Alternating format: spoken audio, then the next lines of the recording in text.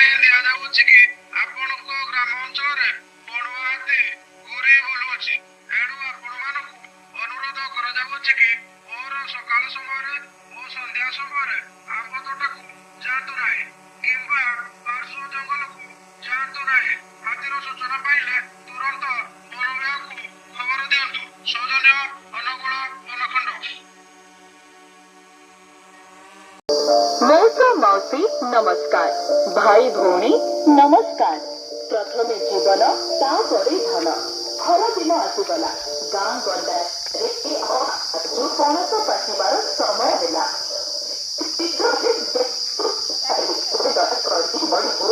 आंब काजू संग्रह करने लगी जातु नहीं। हाथीर उपस्थिति सेठारे राति रही रही थाए। ग्राम ठारू विच्छिन्न होइଥିବା आंब तोटा और काजू बगीचा अधिक विपज्जनक होइଥାଏ।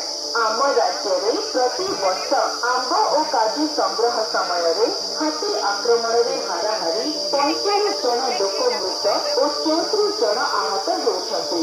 सुरक्षा लगी आंब और काजू बगीचा ISI मार्क युक्त उपकरण व्यवहार कर सौर बार निर्माण करतु। जीव लालसा लगी कहार जीवन विपदे न पड़ू एति निवेदन करुचे। मनुष्य जीवन दुर्लभ जन्म, सतर्क न हेले मृत्यु आसन्न।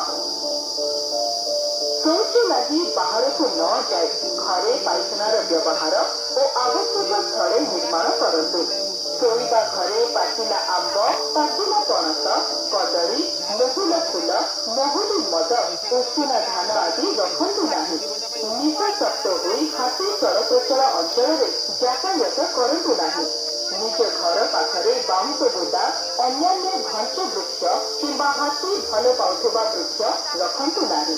घर सामना और पछपटे रात्रि समय सर्वदा एक उज्जवल आलोक जलाई रखिथांतु।